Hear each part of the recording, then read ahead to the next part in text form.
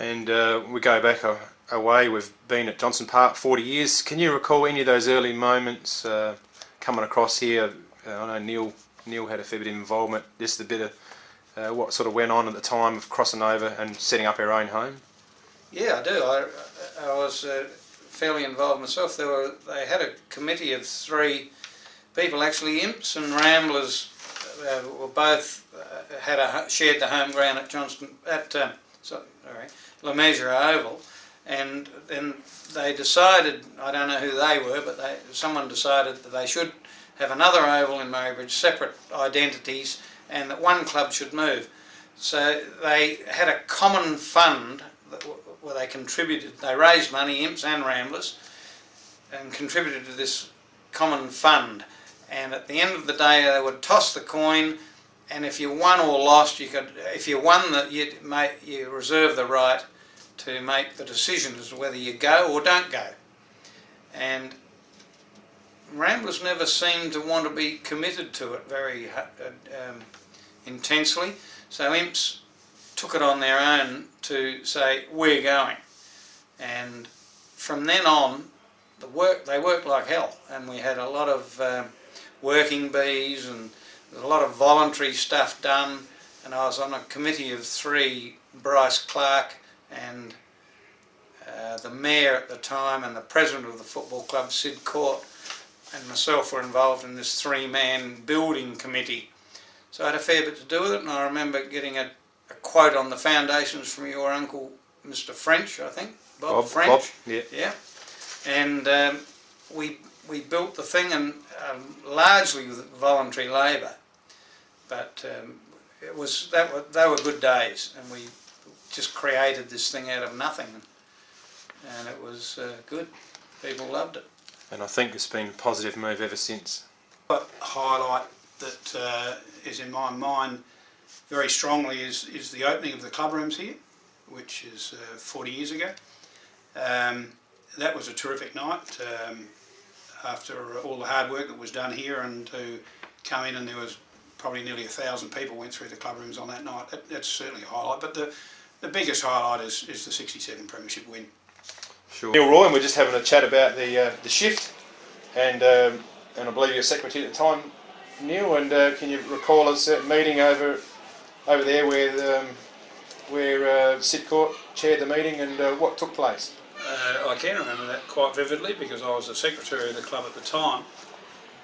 We had a meeting with Ramblers, and the first meeting there was probably 5 of us and a couple of the Ramblers guys, and there was nothing resolved at that meeting.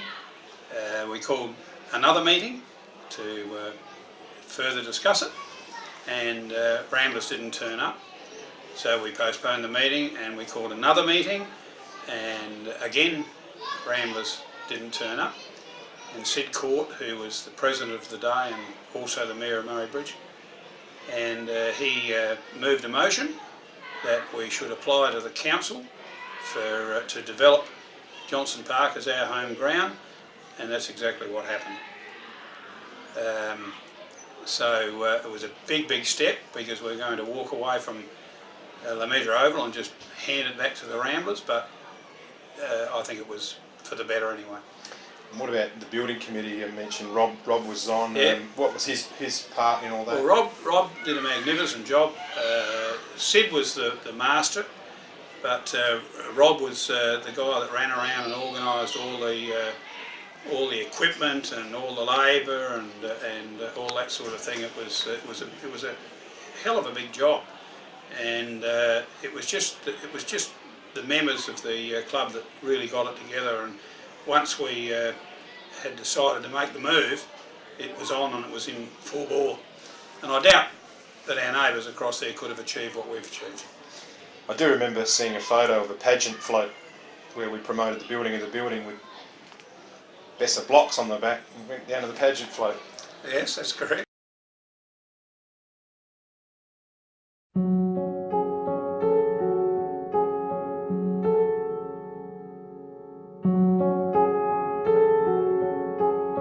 Hello, darkness, my old friend. I've talk with you again, because a vision softly creeping left its scenes while I was sleeping, and the vision that was planted in my brain still remains within the sound of silence. In restless dreams I walked alone, narrow streets of cobblestone, neath the halo of a street lamp. I turned my collar to the cold and damp, when my eyes were stabbed by the flash of a neon light that split the night and touched the sound of silence. And